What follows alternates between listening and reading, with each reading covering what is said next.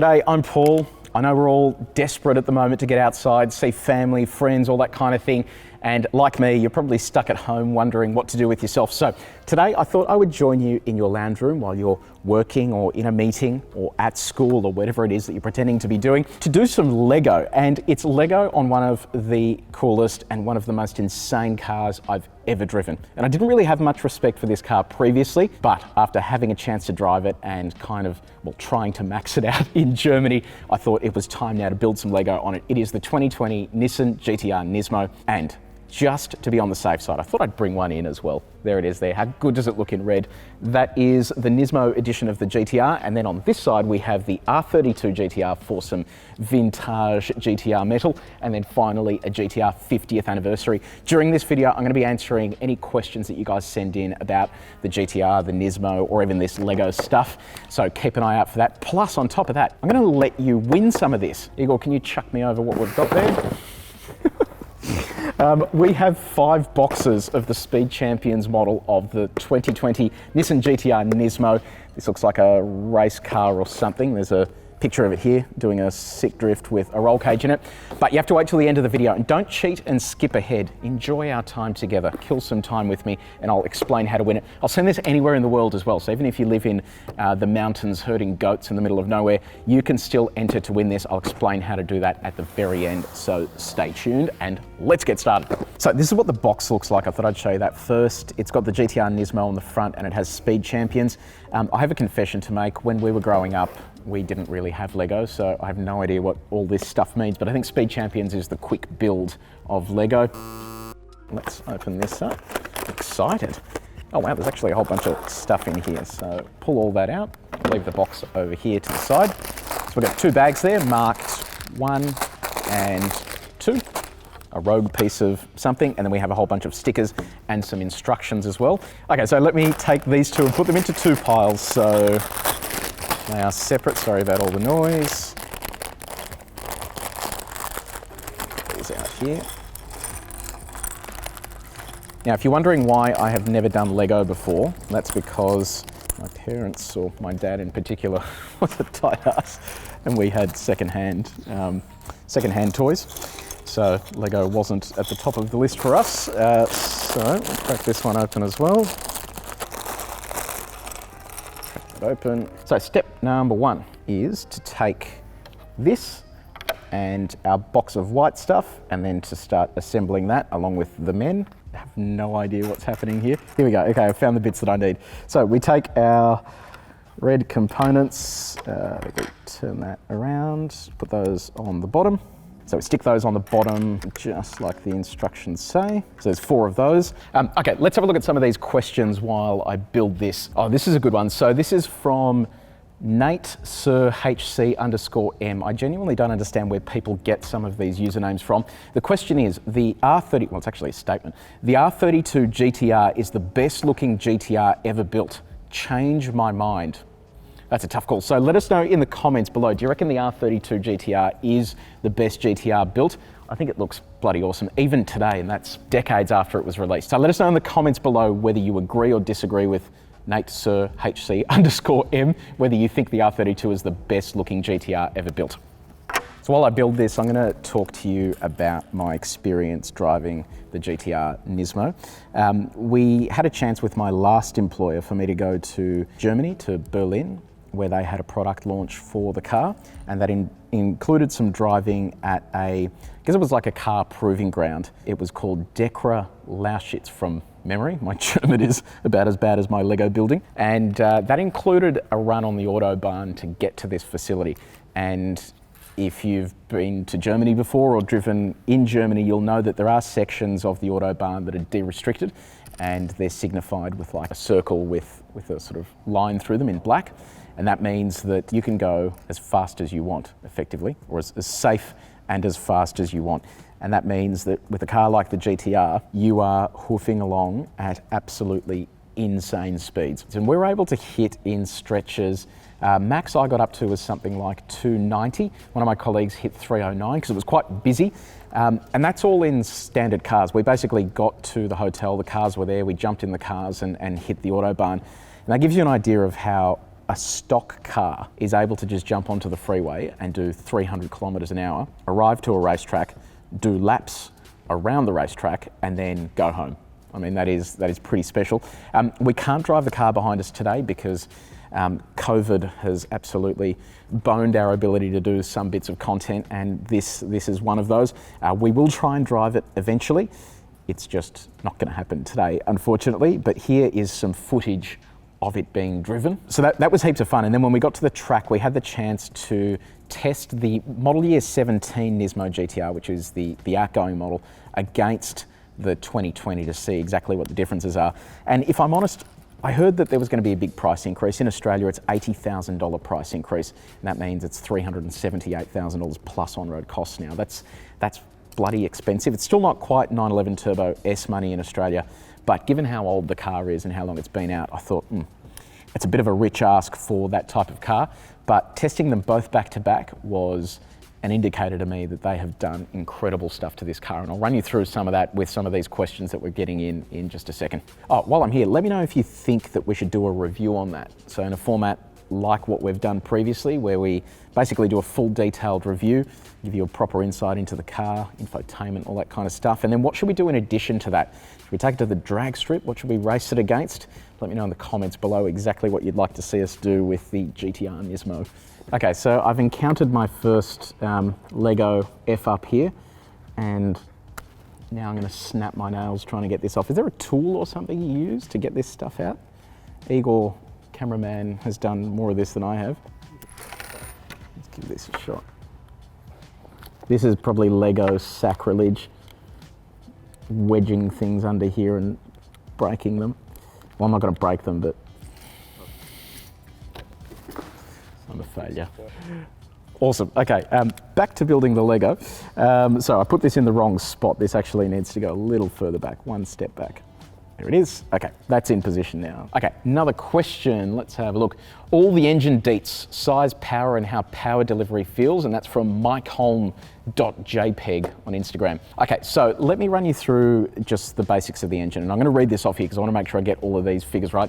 VR38DETT is the engine code. It's a 3.8 litre twin turbocharged V6 petrol, 441 kilowatts of power, 652 newton meters of torque. When you do 0 to 100 in this car, which is what I had the chance to do, it is violent. Like, I've got a Tesla, I've driven lots of Teslas. Electric cars are kind of the benchmark for ripping your face off when you go full throttle. This is just next level. The tires are semi-slicks and they hook up immediately. So foot on the brake, foot on the throttle, you dial up like a launch control, dump the brake, and it slingshots. So it's about 2.5 to 3 seconds, 0 to 100 kilometers an hour. How does the power delivery feel? It's actually mental, and it's unrelenting. So when you roll onto the throttle, you just keep pushing it in. Every single time it gets a new gear, because it's got a dual clutch gearbox, it just hits you with more of that torque, and it just never stops. And if you punch the throttle at 100, it'll be doing 250 in literally no time. I can't describe how immensely impressive it is. Okay, we'll get back onto this. I should point out at this stage that I am actually a qualified engineer, and I'm utterly hopeless at this. I've had to backtrack a little bit here to fix these bits that I've just muffed up. It is worth calling out as well, one of the real reasons that I fell in love with that car is that it's just no bullshit. You know what I mean? A lot of people say, oh, it's not loud enough or something compared to a Lambo. Well, all that stuff in a Lambo is completely engineered. They want it to sound ridiculous so that you can drive down your main street in first gear with the exhaust open and everyone can see how cool you are. This car's all about just being a missile, getting from point A to point B in like the least amount of time possible. And that's pretty much exactly what it does. It doesn't faff about, it just does exactly what it says on the box, and that is attacks racetracks constantly. And you're never going to find a situation where it's not doing exactly that, or that it's overheating or doing anything stupid. It literally just does exactly what it says on the box. And keep in mind, the GTR platform in its current form has been out for ages and ages. So they're still doing incredibly well with a car that technically should have been replaced maybe once or twice over by now.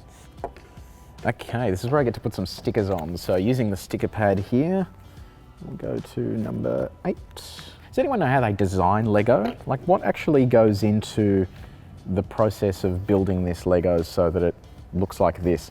I mean, it must be a heroic effort by someone, because it makes no sense to me how you actually come up with all this stuff and these instructions. I can imagine what it's like on a bigger technical build as well. Okay, it is time for the next question, and I'm sorry for my hairy fingers. I wasn't born in Australia, so I'm a wog, so that's why they're so hairy. Let's have a look at this next question. How big is the boot? That's from North Borders on Instagram, an excellent photographer, by the way. So what I'm going to do here is grab my phone out. Let's pop this on video mode, and I will take you over to the car to show you. So there is the beastie GTR Nismo, and I'll crack the boot open and we'll have a look exactly how big it is. Quickly show you the interior as well. Oh, man, how good does that look? You've got this suede Alcantara stuff throughout. Comes with annoying Nissan beeps, which is good. Yeah, it just looks absolutely awesome. So I'm gonna press the boot button. Check that out. So that's the carbon fiber lid. And then have a look at this. That's all carbon fiber as well. So the whole thing is just light. And the boot is 315 litres. It's actually massive. You could probably put a body in there if you wanted to. So that's pretty impressive. Close that. Check out the fins on the side, by the way. Just in case you need to open a bottle or something, you just crack it open on that. And these carbon ceramic brakes. Yeah, they look cool. Okay, back to our Lego build. Can anyone tell me what that means, by the way? It's like a turn or something like that? I should read the instructions, but I'm a man. I read them when it all stops working. All right, we're getting into some hardcore building here. Oh, by the way, if you're wondering why the light keeps going up and down, we're in a top secret place where these cars live, and it's got like open sky vent type things, and there's cloud coming over because Melbourne. Oh, look at this. This is coming together. It's starting to look like a car. Okay, next question. Oh, this is a good one. ZL1 or GTR? ZL1 is, of course, the Camaro, and that is from Justin Bonner 94. That's a really good question. So I love the Camaro. I think it is a weapon of a thing. I love rear-wheel drive cars in general because burnouts and drift, and the ZL1 kind of embodies all of that. I love the fact that they took some of the learnings from Camaro and put them into Commodore and made some of the higher-end GTSR, the W1 product. Even the limited editions that we had in Australia, the Commodore Motorsport, the Redline and the Director, they all had to withstand, I think it was 24 hours of testing at one of GM's proving grounds, and that all comes from the development in Camaro. So which one would I pick? That's a really tough one. So there's a massive, massive price difference. I'd probably lean towards Camaro just because it's cheaper and rear-wheel drive. But if you wanted a serious performance car and you were very serious about your track work, I think this is probably going to withstand a bit of punishment at the track a little bit better, and it'll be a little more rewarding as well because you've got the traction available from the all-wheel drive system. Okay, time for another question. Have a look at that, by the way. That is all coming together really nicely. It's starting to look like a car. Bit of a spaceship at the back, actually, or like a 911 cab with the big bum on it. Okay, so the question is it too fast for the road? And that's from Macca21H. Yeah, look, I mean, like any car, a lot of cars these days are fast for the road, but this in particular is a missile on the road. You kind of need autobahns in Germany to stretch its legs, and even then it is so much faster than every other car you're on the road with. Is it too fast though? Well, I guess it depends how you do it. Where we're from here in Victoria, in Australia, there are speed cameras absolutely everywhere. So unless you go to a racetrack, it's going to be pointless owning a car like that. So that's why I'm curious to see so many people with Lambos, Ferraris and stuff like that driving around. I wonder if they ever get speeding fines or whether they just never drive fast and just everywhere in first gear.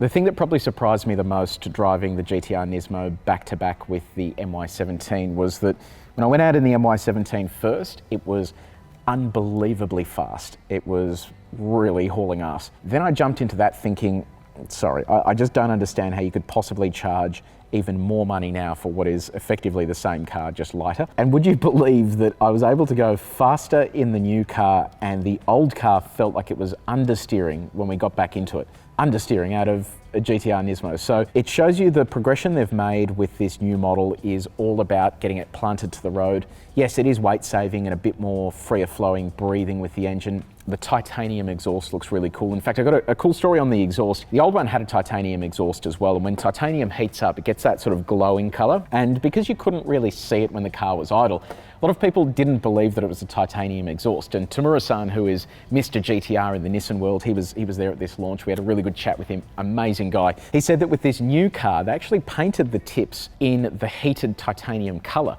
Okay, maybe not painted, heat treated. They've done something to it to make it look like it's hot the entire time. So while it's freezing cold right now, you can see that it still has the blue around it. It simply showed people that yes, this is a titanium exhaust, and then when it gets hot, it still glows that colour for the rest of it. So yeah, some useful GTR Nismo information there. Doors are going on. It is looking like a car. Some stickers on the doors. Okay, time for a question. This one, is it quicker than a Lamborghini?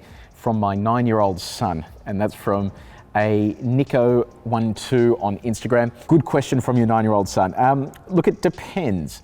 In a straight line, a Lambo generally will keep up with this or perhaps be slightly quicker. Again, depends on which model you go for. But I think around a racetrack, and apologies for any Lambo fans out there, but I think this would murder a Lambo around a proper racetrack, unless you dive into stuff like the Performante or cars like the SVJ. I think they're kind of more oriented towards track driving, but you'll find with this car that it has so much lateral grip, it has so much traction that it'd be pretty hard for a Lambo to keep up with it, especially given that this is turbocharged as well instead of naturally aspirated like the Lambos, aside from obviously the Urus. Oh, by the way, your 9-year-old son isn't the one that was driving on their own to pick up a Lambo that was on the news the other day, right? So with all the stuff that's going on at the world at the moment, what's going to happen with the car world, do you think? Obviously, a lot of car manufacturers are doing it really tough at the moment. Do we think that we'll see car brands closing?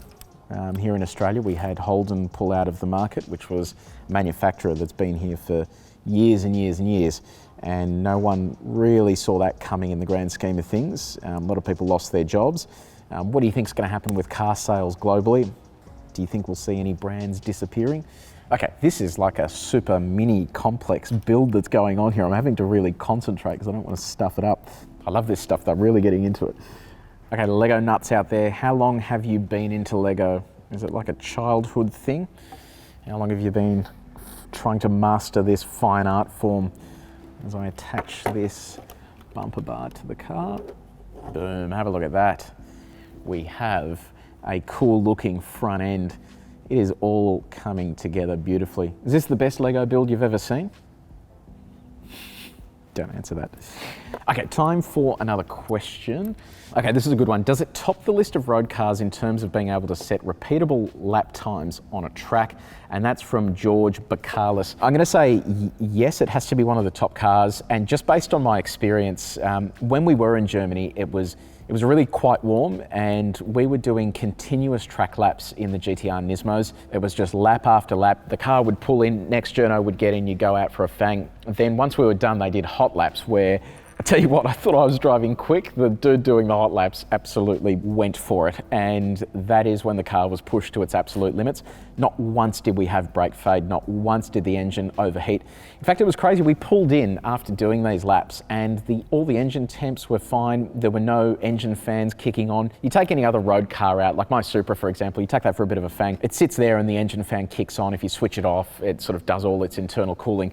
I don't know what's inside that engine, but it's like just never needs cooling. So the GTR Nismo is one of the few cars on the road that will just do repeatable laps on the track with the same time. And I think the more confident you are as a driver, the faster you will go. My only concern is that once it does lose grip or traction and it comes off the road, no one's ever going to save it. It's one of those cars that has incredible amounts of grip until it doesn't. This is for the back. I did a little whoopsie. This is meant to be on the other side of the car, not that side. There we go. Just testing you, making sure you're watching. There we go. Now it's starting to look like a car, not a back to front GTR Nismo. Okay.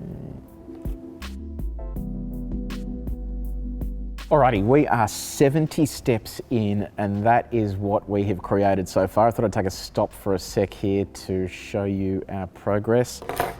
This has taken a whole lot longer than I thought it would. So we have been going for 2 hours now, and Igor, the cameraman, who is a Lego aficionado, says that it should take him 15 minutes to do this. So I do apologize, it's taking so long. He's going to edit this video so it all looks much quicker than it actually is. So if you see grey hair coming out of me, it is because this is taking a whole lot longer than I thought it would. Time for another question here. Let's have a look. Well, this is a good one. So does it have radar cruise control? Also, considering the age of the platform, is it missing any features you'd find in a 20K hatchback?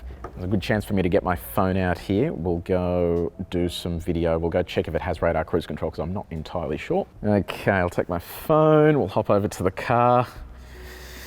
Okay, the key's inside. I'll just show you what the key looks like as well, just in case you're interested. Oh, and this is the door handle too. So it's a bit like my Tesla.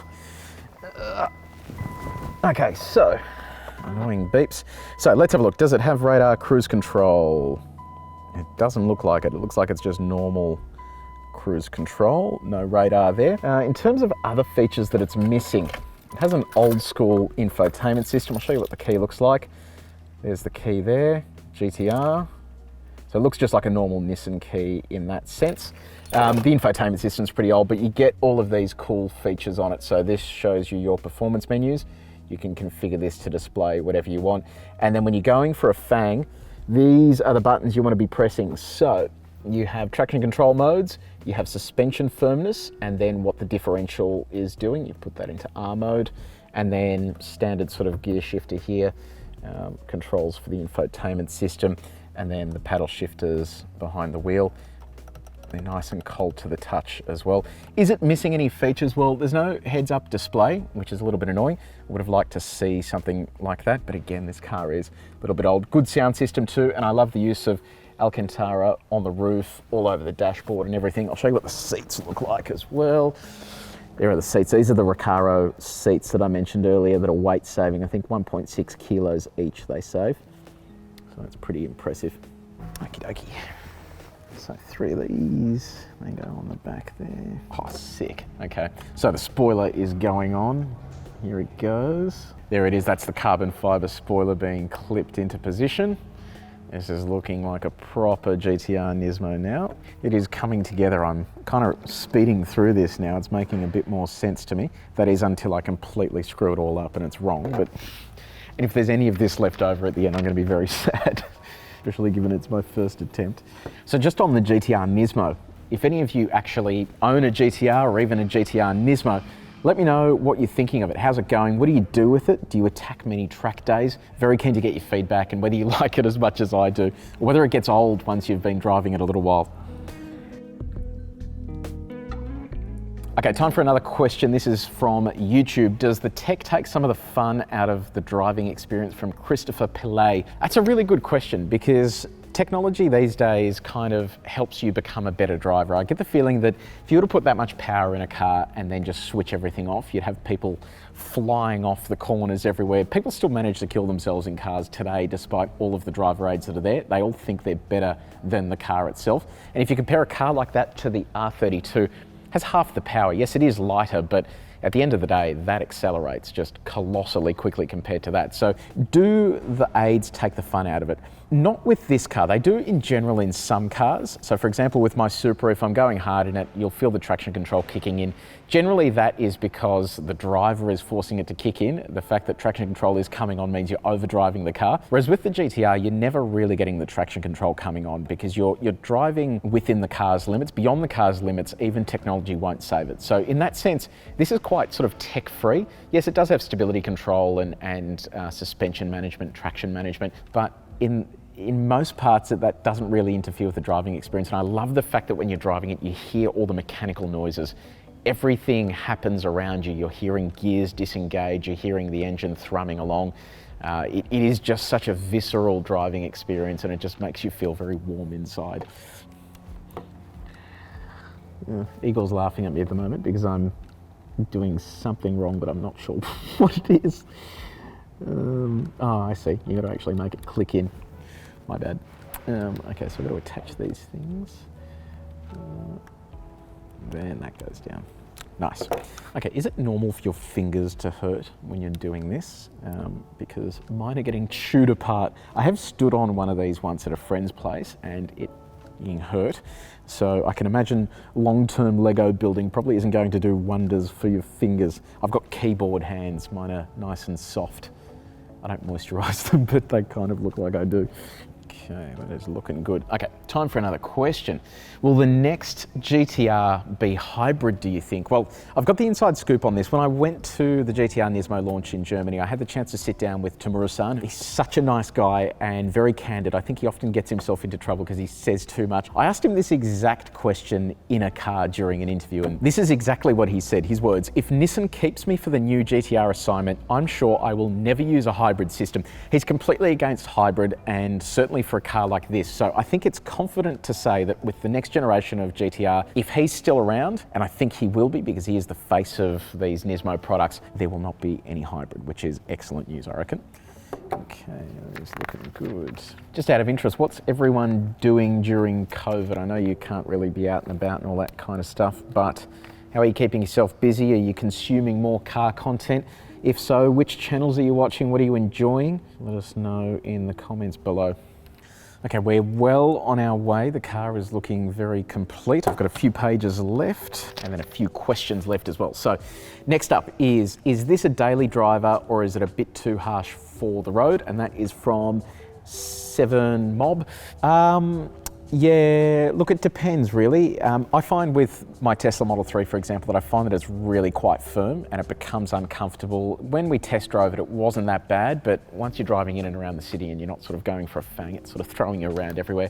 I think it's going to be the same story with that car. It is comfortable, but if you're doing the daily commute, you're just going to be all over the shop, and I don't know that you want to live with it as a daily driver. That is looking good. And then we've got one of these. Okay, wheels. We're gonna get some of these, we're gonna get some of these. We'll push this through here. I'm sure there is a proper way to do this, or there's some tool you can buy that does this very easily. Eagle's shaking his head. Maybe not, it just hurts my fingers, my delicate keyboard hands. All right, we're gonna stick our rims on. I'm also highly concerned that there's bits left over. Uh-oh. We've reached the end and there's heaps of bits left over. Okay, so we still have to assemble the driver according to Eagle, so let's put him together. Now this has no instructions for the driver. I'm gonna be just doing this on my own here. Okay, so I assume his head goes onto there. All right, we've got our dude built. We'll stick our wheels on the car, boom and boom. And we have a fully functioning race car. Absolutely love that. We'll see if it actually moves. Yeah, that's sick. That's going places. Luckily this comes off easily. Stick old mate in there. All right, here he is. Got him inside the car now as well. Stick the compartment on. There he is in there. Very cool. My first Lego build, and it's a GTR Nismo. Very impressed with that. Now, how do you win one of these? I've got 5 of them to give away. Igor, can you shove them back over here? So I've got 5 of these Speed Champion GTR Nismo build kits to give away. Like I said before, I will ship this anywhere in the world to you. We're going to be drawing the competition on this date up here. So if you're watching this video after that date, please don't enter. The competition's already over, but check out our other videos where we'll have other competitions for you to enter. But if it's before that date, follow these steps to get your entry in, okay? And I'll be very clear about the steps you need to do each of these, and I'll be checking at the end before I draw the winners. So there are several steps here. Number 1, make sure you like this video and subscribe to our YouTube channel. You can also press the bell icon. That's going to tell you every single time we publish a new bit of video content. Step number 2, head to the CarExpert Facebook page. Make sure you like our page. Step number 3, go to the CarExpert Instagram page and make sure you're following us. Both of those links are in the description. And hey, why not go to my Instagram page as well and follow me too. Then the final step in the process is going to be visiting our website using the link in the description. On that page, I want you to answer this question in the comments section at the bottom. How many pieces of Lego are in the GTR Nismo Speed Champions Lego kit, including all of the spare parts you see here in front of me? The closest 5 people to the answer will win one of these boxes shipped to them. I will then draw a winner on this date up here and get in touch with you and make sure that you have done all those steps, because I'm going to check. No cheating. Best of luck with the competition, guys, and please let us know if you have any feedback about our videos. Did you like this? Do you want us to do more of this stuff? Is there anything else you want to see on our channel, or any cars you want us to review? let us know in the comments below, or just head to our community page on YouTube and we will engage with you there. But until next time, please stay safe, stay healthy, enjoy working or being at school, whatever you're meant to be doing, and take it easy.